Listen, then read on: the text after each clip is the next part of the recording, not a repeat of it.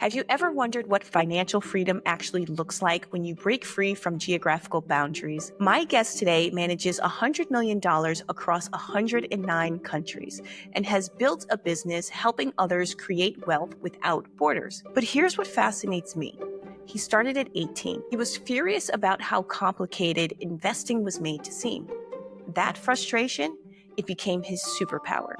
Today, we're diving into how global wealth management isn't just about money. It's about creating the ultimate freedom architecture for your life.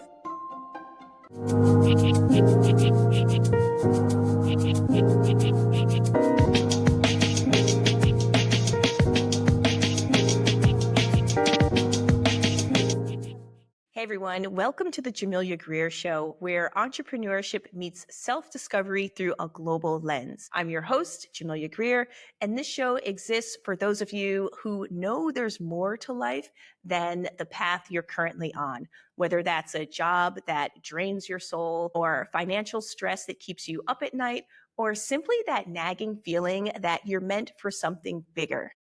Today, we're exploring how financial strategies across borders can become your pathway, not just to wealth, but to profound personal freedom. My guest embodies what I call the freedom architecture, building systems that support location and financial independence. His name is Adam Fayed, and he's a financial strategist who's built an empire helping high net worth individuals and expats manage their wealth around the world. Adam, welcome to the show. Well, thanks for having me, Jamilia. It's a pleasure.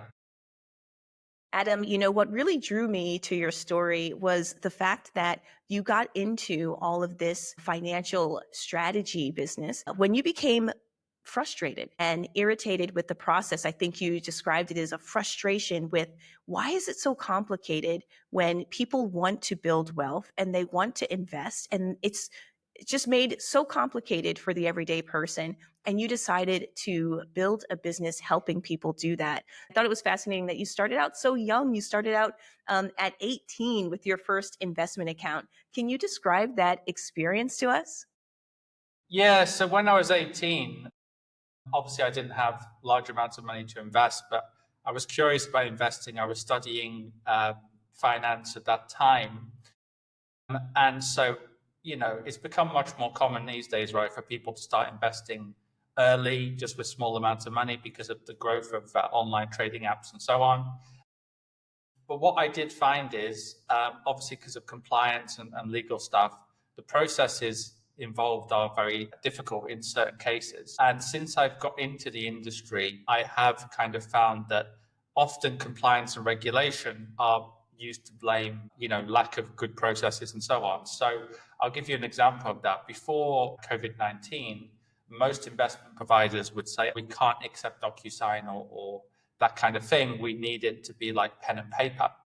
And when you would challenge them, they would say, well, actually, it's compliance and regulation. But then if you ask, well, what regulation, what compliance? Then what was interesting is as soon as COVID happened, suddenly they were flexible about their processes, right? So I'm not saying compliance and regulation in certain cases isn't important. There needs to be basic checks so that organizations aren't, laundering money for criminals and so on. But I wanted to start a financial organization whereby we made it as easy as possible for people to actually do what they want to do, because it's the path of least resistance ultimately, right? Because if you can do it in 2 steps, why do it in 5 steps?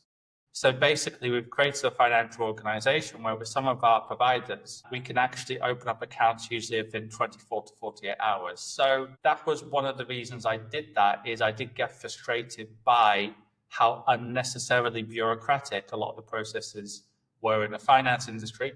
Although in fairness, in many industries, I guess bureaucracy and processes are often used as an excuse to delay the consumer. Yeah, I've heard that a lot. And then, I myself also face that challenge as a US citizen that's taxed everywhere in the world. No matter where you go, no matter what you do, you're going to face that US tax. It becomes so onerous. And then when you go to these banks, to these financial institutions as an American, and you want to put your money there, you're hit with so much paperwork, which feels like almost a block, right? It feels as though they almost like discrimination, but they want your money, but they don't want to get in trouble, of course, with the US tax laws. And so they need to do their due diligence on that end. And it's interesting to me that, you started out with this frustration and you went to help others. As you're doing that and as you're building your business since the age of 18 till now, what kind of transformation did you go through? We always talk about entrepreneurship as a journey, as this self-discovery journey in which we find out more about ourselves. How did the young Adam change as you built this business? When I went abroad to begin with, I actually went abroad one day after graduation. So I thought it was a good time to go abroad because the UK situation wasn't fantastic at the time. And my best friend was living abroad at the time as well. So I just decided to go abroad. And then when I went into the financial industry to begin with, I did work with one or two other companies, but then I started my own business. In terms of the challenges, I would say in the early days, actually, banking was a challenge. So anyone who's from the UK would have known recently there's been some scandals involving some high-profile political figures like Nigel Farage, who had his bank account frozen. It's quite common for people who are politically exposed people, PEPs, to have their bank accounts frozen. But what a lot of people haven't realized until recently is any companies involved in activities that could be facilitating money laundering, whether that's casinos, whether that's financial services, whether that's companies to deal a lot in cash, a lot of banks don't want to actually deal with them, especially cross-border. So when I started my business, it was hard to get bank accounts, and it was hard, believe it or not, to maintain those bank accounts because a lot of the banks and companies, they wanted the revenue level to be above a certain monetary figure to justify keeping the bank accounts. Now, that hasn't been an issue now for about 4.5 years or so. But I would say before that, that was actually a major issue. I think, though, having said that, COVID-19 probably has made all those things easier because now more people are doing things cross-border. It's not an unusual situation now to have people who, live in, I don't know, Singapore or Dubai or wherever they're based, and then have clients all around the world, including in the financial industry and beyond. So that's probably helped. But yeah, banking was a major hurdle, I would say, which kind of links to what we were talking about before, though, and that's the compliance and regulation is used to kind of justify anything in many cases. So you can have a situation where certain people, like politically exposed people or whoever they are, or companies who are dealing a lot in cash, get debanked. And, the justification is that it's compliance and regulation, and then they're just left without a bank account. So these kind of things do happen. I would say that was a major thing. Also, even though people who know me or know of me know that COVID-19 was actually, at least business-wise, a good time for our business because we were online and remote, which means that more people came to our business. Obviously, when it comes to what we're doing, whenever there's any crisis, at the start of the crisis, people can panic, right? So COVID-19, the first few weeks, the first month or so, people were panicking a bit, just like this week, right, with Trump's tariffs going on and off, and then 2022, Ukraine and Russia. So even though our business model is pretty robust in terms of it's not like a digital marketing company or something like that, whereby, people often stop advertising as soon as there's a crisis on the horizon. With our model, it's true that people still want to invest, and a lot of people see the value of investing when markets have gone down. But by the same token, you can imagine, like some of the crises we've had in the last, say, 6 or 7 years, how busy we have been during those periods where people have panicked. So the early part of COVID was just a pretty crazy time for us, even though 2022 was a good year in the end for us. You mentioned Trump's tariffs, and I'd be remiss if we didn't talk about this because it's all over the news, but it's impacting so many people in different ways. I was actually on a live stream last night and people were asking, is this going to, who is going to be impacted by this? And I think it's important that people understand that the US stock market, when it is volatile, the way that it has been for the past week or so, it doesn't just impact Americans. It impacts the entire world's economy. Any large corporations that hold their portfolio has US stocks, US bonds, any sort of US assets that are in there, they are going to be feeling the pinch. And so, when you think about this chaos, you mentioned COVID, right? And COVID was a time of opportunity. It does also seem as though now we're hitting another chaotic moment in history where we've got instability in one of the world's largest economies that is creating all of these waves across borders. Have you seen the impact of this in the work that you do? Yes, I mean, fortunately, a lot of the people who know us, not just clients, but followers as well, know that my advice is to stay calm, just be long term. And so most people know that that's a good thing to do, right? A lot of people as well see it as a good buying opportunity. I mean, obviously, markets before we spoke overnight, they were up by between 8 and 12%, I think. So they have regained some of their, losses. But it is a very volatile time, right? Because the unpredictability of the policy coming from the US is something that a lot of people are struggling to grapple with. Even a few days ago, I was speaking to a friend and I was saying, yeah, but with Trump, he could just go back on his tariffs anytime. And then, lo and behold, I wake up today and he's kind of gone back on a lot of these things, although he's doubled down on China. Now, I do understand why the US wants to do certain things, because I lived in China for 4.5 years. I've visited China over 60 times. Apart from those 4.5 years, I do understand that when it comes to China, sometimes they have used unfair trade practices. What's worrying people, I think, is more the unpredictability of this and where it might go kind of medium term. Nobody can predict that for certain. What we do know is long term, if people invest in the stock market, it tends to work out. It always has done historically, if you look at the S&P long term.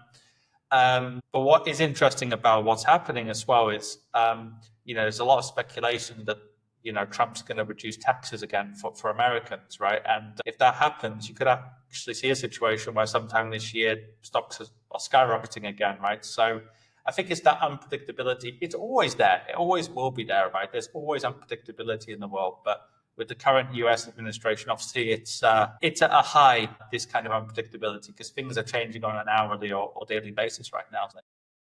It really is. It's so unpredictable. And we like to talk a lot about this arbitrage mindset where you can find opportunities and gaps in information and sort of these chaotic times. And it seems as though, a lot of people in this moment are blind to some of those opportunities. I mean, you mentioned that, you tell people to kind of stay calm. Some people use it as a perfect opportunity to buy.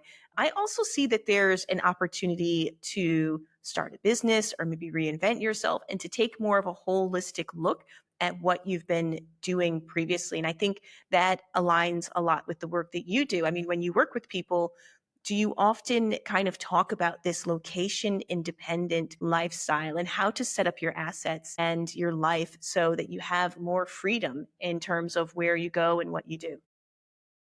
Yes, we do have a lot of clients like that. So we do it if it's kind of requested from us. So yeah, I mean, there's a lot of opportunities, obviously, to live that kind of lifestyle. Obviously, there's a lot of people, whether it's in Mexico, Costa Rica as well. Thailand has a lot of independent location people as well, I believe. There's a lot of opportunities there for people to actually sometimes reduce their taxes depending on their nationality and many things, or reduce their cost of living and live a more international lifestyle. So definitely there's opportunities out there. And ironically, when there's more chaos, there's more opportunities usually. However, people only see that in retrospect. So people now see that there are loads of opportunities during the early stages of COVID, but obviously at the time, most people were panicking, right? Same with 2008 and the global financial crisis. So the ironic thing is, if this whole volatility is just a short run thing, the opportunities probably won't be as great, right? Whereas if there is actually quite a big downturn and the global economy is affected for a year or two, that will affect many people negatively. There's no doubt about that. But by the same token, the opportunities will be much higher, almost for sure, because fewer people will be advertising if you're a business owner, which means ad costs will go down, as one example. If you're cash rich as a business, more people want to sell out to you at better prices. Investment prices will be down. and so on and so forth. So actually a downturn, there's so many opportunities out there for people in the expat. And so many people are wired that when they hear the term downturn, immediately fear is invoked in their system, right? They operate on this fear mindset. But what you're saying is like, no, in the downturn, in the chaos, that's your opportunity to really thrive and to kind of understand what are the opportunities that are there. And I think a lot of people that are watching now, what they probably want to know is, what do I do? You know, if someone wants to start building wealth that transcends borders today, what's the first action step you'd advise them to take? So the first thing is to decide probably where you want to base yourself or where you might want to base yourself. So for example, if you're in the US or the UK or Canada or wherever you're living, where might you want to base yourself? Having said that, if you want to stay in your home country, there's nothing wrong with wanting to diversify your assets, right? And maybe have another home or assets overseas. Obviously, you might not get the tax benefits if that's the case, because say if you're from the UK and you're living in the UK, you're not going to get the same tax benefits as if you offshore yourself and do that properly. So first of all, I would say decide if you want to stay in your country or not, then exit yourself properly, because when it comes to Canada, there's an exit tax on capital gains. And so when it comes to Canada and the UK and many countries, even though it's true, there's no American-style citizenship by taxation, you still have to exit yourself properly. Likewise, if you spend too much time back in your home country and have too many ties to your home country, you can still be a tax resident. So decide where you want to be. Do you want to completely cut ties to your home country? And then decide what kind of assets you want to go into. Having said that, as I mentioned, if you just want to stay in your home country, but you want to just diversify yourself, not necessarily for tax reasons, but you just want to diversify yourself across the world, there's nothing wrong with having like a second residency or having assets overseas, because ultimately you're just doing that to kind of, spread your risk essentially. It's so funny listening to you talk about these, financial terms, and you've written extensively about finance online. I know that sometimes as a professional, it's tough to kind of get the language of what you're explaining down into a way that people can understand, and really kind of try to like force yourself to articulate complex ideas in writing and, really get people to connect with that. What have you found actually works that people can really connect with when you're explaining financial strategies, offshoring yourself, as you've said, and diversifying? How do you get people to understand what these things actually mean? Well, it's interesting. Maybe some people don't connect, obviously, with everything I say. So that's fair enough. But what I have found is, in general, people can relate more to personal stories and analogies as well. So, anything about my personal story or personal stories of people I know is quite an important thing, I think, because then it goes from like something which is very abstract to something that's very real. So, for example, a few days ago, I was speaking about how, it's natural for people to feel more comfortable with something which is more familiar to them, right? So I was speaking about how I personally met a lot of Lebanese or Egyptians or people in emerging markets, let's say, who, believe it or not, assumed that, having money in the bank in their local country or in real estate was the safest option because it just felt familiar, right? You can touch the real estate, you can put the money in the bank and actually go to the branch and so on and so forth. And even expats, right? Expats in emerging markets. I was based in Cambodia for 1 year or so. Again, many expats who are long-term feel more comfortable with being close to their money. But often what happens is when something goes wrong, a lot of people feel like, well, those guys were idiots, right? Those wealthy people or people who are middle class, why didn't they put their money into something which is more stable or in a more stable country? But people can say that in retrospect, but then it's only once something actually happens that they realize the importance of this. Likewise, COVID, right? A lot of people said, well, people who were restaurant owners or bar owners or in the face-to-face economy, of course they should have taken out some kind of insurance or had some money outside the business in case something like a pandemic happened, because it happens every 100 years or so. But again, people don't think about it until it happens. So, and I think with this whole tariff situation as well, we'll realize who hasn't kind of focused on their risks sufficiently as a business owner. So those businesses that go out of business and then people actually become poorer, Often that's because of a lack of planning. So I think one thing that is interesting about what I do and anyone in the financial industry does is one of the most important things is stopping people from becoming poor, not just helping them get rich. And obviously it depends on people's stage in life. If somebody's very young and they just want to build their wealth and they want to do all kinds of risky stuff, leverage or whatever, then you could say fair enough, because if they lose it all, then so what, right? But if you've got like a 50 or 55-year-old person who is coming towards the end of their working life because they've just had a health scare, someone like that, right, preserving wealth and actually making sure that they and their children and grandchildren, if they want multi-generational wealth, don't become poor, is actually very important. So I think all those things are important, but it is difficult. But I think, to answer your question in a very long-winded way, storytelling, real stories from my own background and people I know, is quite powerful, especially during moments like this where there is a lot of instability out there. That's for sure. Adam, I can't help but think about the people who may be watching who may think, well, you're from UK and you're from US and you guys can talk about wealth, you can talk about money, you guys have money, etc. But we've seen this trend of people who are coming from not as developed countries who are accumulating and amassing an enormous amount of wealth. And I wanted to know if you could talk a little bit about some of the discrete things that people can do, the habits that they can have when it comes to accumulating wealth. And of course, it's, if you're making, 300,000 a year, it's easy to talk about that. But as I understand, there's also some habits and some things that people can do even when they don't have a lot of wealth to kind of get them into the right mindset. Because a lot of what you're talking about is mindset. We talk about people not being comfortable with, diversifying assets or fear and the chaotic times. What are these things that people can do as baby steps? Well, essentially, there's two main ways to get wealthy, unless you include luck, which is a third way. And we shouldn't really focus on luck too much, right? Because ultimately you can't really rely on, a huge inheritance that you didn't expect and things like that.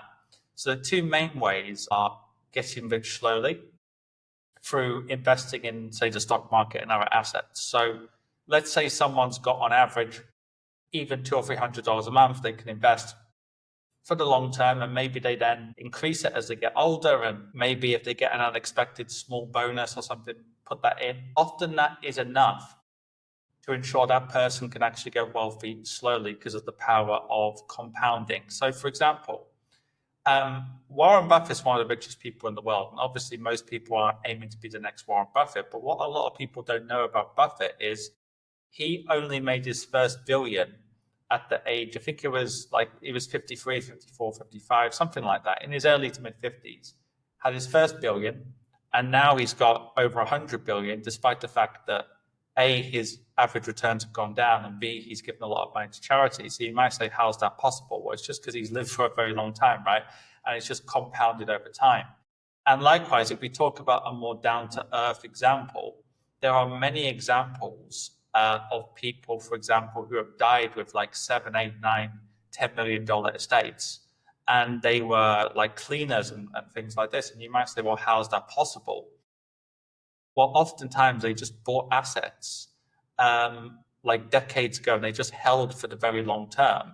And then over time, it just kind of added to their wealth. So if you Google, for example, secretary in the US who became a multimillionaire, secret millionaire, or a cleaner in the US, I think it's called a janitor, right, in the US, who's worth 7 million or whatever, you'll see the stories. I've forgotten their names, but someone who just buys assets at a young age and they start small, it's not that uncommon to actually become wealthy over time. So in the UK as well, I'm sure it's the same in the US, you have a lot of these old widows who basically they have multi-million-dollar or pound houses, and they just sell them and live well. And all they did is they bought the assets a long time ago. So that's one way. The second way is entrepreneurship. And entrepreneurship, it's not so much a get-rich-quick scheme, but if it goes well, of course, then you're going to make money more quickly than the get-rich-slow approach. But you've also got more risk, right? Because it depends on your health. There are so many things that go wrong. We spoke earlier in the conversation about even bank accounts, the regulatory environment changing. But with entrepreneurship, it's not a linear situation. You might have a situation where you're going flat for years and then suddenly you go up very quickly. Like I think there was a famous quote, which said it took me 10 years to become an overnight success. And that's the thing of entrepreneurship, right? You might have like 5, 6, 7, 8 years, 10 years where it seems like you're not doing that well, and then suddenly you just take off. Those are the main ways. Now, of course, though, you can actually take more risk of investing if you want to. For example, you can leverage, which is taking out debt when the markets are down. Most people, if they have a margin account, they can actually take out debt on their investments. Most people probably don't have the temperament to do that easily because you need to have, bravery in those situations, but you can do those kind of things. But what's interesting is, in terms of your question as well, you mentioned people in emerging markets. And what's interesting is people who actually live in emerging markets, they do have certain advantages, believe it or not, in terms of, yes, it might not be as easy to invest $500 a month, $1,000 a month from being like a school teacher or an accountant in those kind of markets. But when a country is developing fast, actually, it's easier to make money in entrepreneurship. Like when I visited China in 2007 for the first time, I visited Shenzhen, which was the fastest growing city in the history of the world from, I think, 1990 until 2015. It was clear it was such a great place to make money.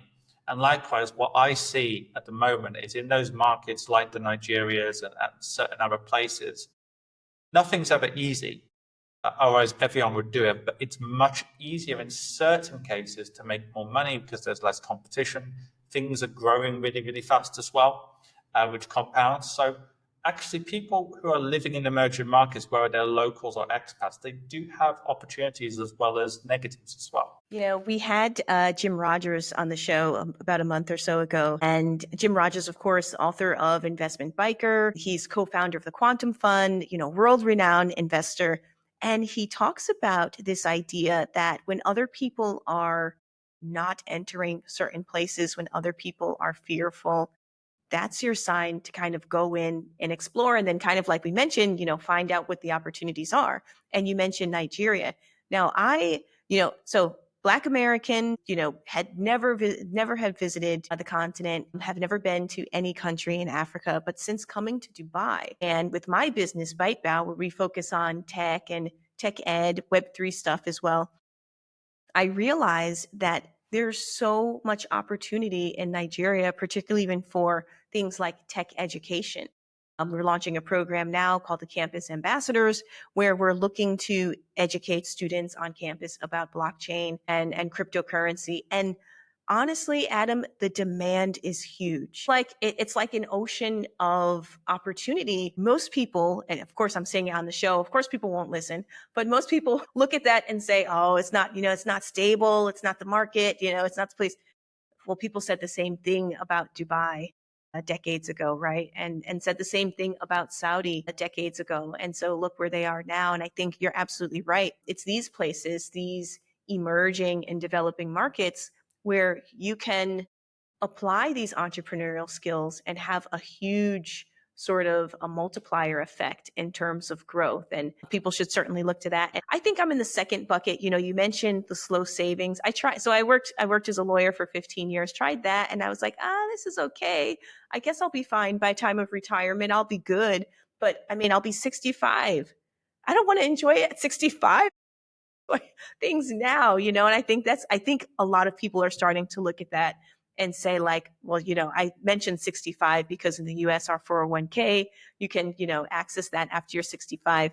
I think a lot of people are starting to think like, wait a minute, you want me to work 9 to 5 for X amount of years, and then at 65, I can enjoy everything I've been working hard. I think people are starting to think of ways to be more entrepreneurial now, as you mentioned. But it's really fascinating that you mentioned these two different paths, and people are starting to look to what works best for them. Yeah, definitely. It's interesting what you said as well about, not everyone wanting to kind of work until 65 as well, because what's interesting is if you move abroad, semi-retirement or early retirement might be easier. Cost of living is lower.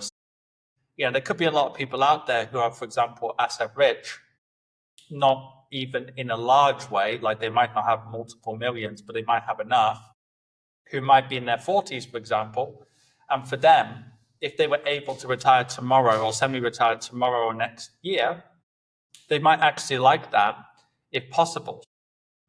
It's not all about, for everyone, acquiring as many assets as possible. For some people, semi-retiring in their 40s, for example, 30s or 50s or whatever, and getting an income from their investment, retiring early or semi-retiring early might work, in a better way. So, for example, if you're living in the US or the UK and you have $500,000 or $1 million, actually, believe it or not, it's very unlikely you can retire on that now, unless you kind of live in a very, very, very cheap area and do things like huge sacrifices, right? Whereas in comparison, if you're based in, I don't know, Costa Rica or certain parts of Mexico, Southeast Asia and beyond, with the right financial advice or the right investments, you could retire on that, depending on your lifestyle and so on. So I think that's another thing about moving abroad. For some people, retiring early or semi-retiring, the maths works much better than it does, say, if you're living in, say, the US or the UK. Super interesting. And it really is all about what you want it to be. You have to I always talk about like doing that inner work to think like, okay, do I really want to be, taking trips every week, to a different country for business, even if I am an entrepreneur? Or would I rather spend that time with my family and maybe have less income coming in, but have a slower pace of life? And I think people are really starting to look inward to think about what is it that they want their life to be like. And then we talked before the show about Dubai. We're both based in Dubai and people who are moving here. And money is like such a topic in Dubai. Everybody wants to know, like, what are you driving, where you live, what, focused on the flashy stuff. But I think underneath all of that, there has to be this discussion about these financial strategies and what you should be looking to invest in if you live in Dubai. And of course, it's not financial advice, but where are some of the industries or the things that you think people should be looking at if they were to come to Dubai, build a business? What should they be looking to invest in? It does depend on their individual situation. So, for example, in my situation, I started a completely online and remote business pre-COVID. So for me, being in a country where the time zone is good is a major benefit. And likewise, I'm sure in, say, Saudi, Dubai, countries in the Middle East, the time zone is one reason why many online business owners come to this particular region, as an example. Ditto somewhere like Singapore. A lot of people who have clients in, say, the Asia Pacific, they use Singapore as a hub. So obviously one option when it comes to the likes of Dubai, or for that matter, Singapore as well, is to use it as a hub. And that could mean just you're doing an online business, or for that matter, as you say, maybe you're based in Dubai or Saudi, but you're focusing on the African market. So there's a lot of people who use Dubai as a market into the what's called the EMEA region, for people who aren't familiar with that, expression, Europe and the Middle East and so on, in the same way that people use Singapore for the Asia Pacific. But in terms of if people want to invest locally in any business, I would personally say, this is just my opinion, as you say, it's not financial advice, but if you're in a place which is like a hub-focused place, like the UAE, Singapore, Jersey, Guernsey, Isle of Man, those kind of places, ultimately you want to focus probably on businesses that are taking advantage of that status, and they're not just focusing on the local market. Because if you think about it, how many people live in these places? I think the maximum population is 10, 12 million in any of the places I just mentioned. So therefore, if you've got a consumer business, for example, and all their clients are local, even if most people are doing well locally, it's not going to be a big business probably, right? So I would actually focus on, you mentioned, for example, education technology into the African market. If you've got an entrepreneur based in, say, Dubai or Saudi or whatever, who is focusing on the Middle East, but also Africa and beyond, and they're selling into those markets, I would focus on those kind of businesses if possible. But beyond that, what I would say is for expats based anywhere in the world, this includes in the countries we've discussed, I still think being globally diversified is really important when it comes to a portion of your assets. Because what is very easy is it's easy to have what's called familiarity bias. So we spoke before about how people wrongly felt like keeping their money in the bank in, I don't know, Lebanon or Cambodia was the safest thing to exist close to them. Always remember that local options aren't always actually necessarily the cheapest or the best or the most efficient options. One of my favorite quotes, actually, it's not often that I would quote a football manager to discuss investments, but the former Arsenal manager, Arsene Wenger, who is considered a little bit of an intellectual, he once said, everyone thinks they have the most beautiful wife at home. And I think it's very easy for people to think I can see things with my own eyes or whatever. So I don't know, Dubai's got the best investments, or Nigeria has the best investments, or I was just in Singapore because I'm buying into a business in Singapore, and everyone's saying, oh, there's so many rich Chinese coming in now because of the situation in China. So when you travel around the world, you realize that people always focus on the local options. But if you're a bit more broad and you see the opportunities globally, that's always a good thing, no matter where you're based in the world. Well, two things. First of all, my husband does have the best wife at home. Secondly, I think you're absolutely right. I mean, people do get that comfort feeling, and just like everything else, you've got to diversify. But I do see this intersection between travel and these, cultural experiences, understanding different parts of the world, and entrepreneurship. And, you have to learn. You have to learn if you're going to grow. You cannot be stagnant. You cannot stick to one market. You cannot say, because I moved here, I'm just going to, invest everything here. You have to keep learning and growing. And speaking of learning, one thing I wanted to ask you about was AI and technology. So we do see a lot of trends with AI changing not just how people invest, but where they're investing. Has it impacted the way that you work with clients? Has it impacted the strategies and the way that you advise at all? Well, some of the fund houses, the entities that I own use, some of them are using algorithms or AI to have predictive models. Right now, it's working better with those kind of hedge fund-like assets. Those are assets that typically can buy and sell. So go long and short, which is the more professional expression used in the investment world. So it is having an effect for sure when it comes to those kind of funds, right? Because if you look at the traditional, say, I don't know, S&P 500 ETF or index fund, it's just buying everything, it's holding everything, which is great in the long term. But obviously, right now, a lot of people are looking for alternatives to government bonds because debt around the world is massive, right? So holding treasuries, holding government bonds is seen as riskier than before. So a lot of people are looking at those assets like uncorrelated assets, whether that's hedge funds, whether that's private equity, private credit, and so on. And I think AI can really help them in those strategies in terms of the algorithm. And also, this is a key thing, stripping out a lot of emotion as well, because ultimately people who are investment professionals, they still have their own emotions as well. And AI can help with that, right? In terms of balancing risk and not having as much emotion. It's going to have other effects as well in terms of potentially how advisors communicate with clients. But we're at the early stages still, I would say, of this whole thing, right? So I think in the future, in the next 2, 3, 5 years, it's going to have a much bigger effect on what happens in our industry and many industries. I also think when it comes to things like lead generation, it's going to have a big effect, right? When it comes to any industry. So for example, the AI, if you've got databases or whatever, having those communications with potential clients is probably actually going to be really good, especially the first stages of the interaction, of getting people a bit warmed up. So it's quite an exciting time, but obviously, like all exciting times, there are winners and losers, and people naturally aren't always comfortable with change and volatility. And I think there's a lot of changes coming in the world in the next decade. Adam, from the standpoint of someone who has started their own business, and then also you advise high net worth individuals, you probably work with a number of entrepreneurs.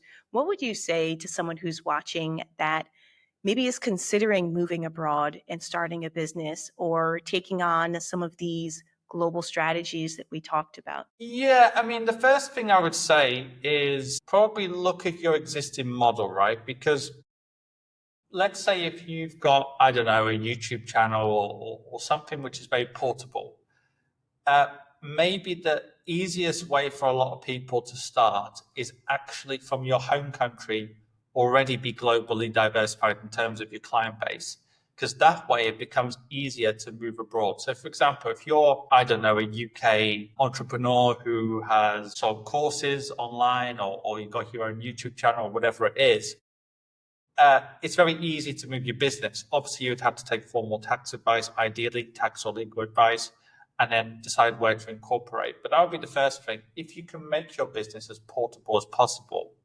it's a good idea, because it always gives you that get out of jail free card, in terms of it always gives you the opportunity to more easily move abroad. That's one thing.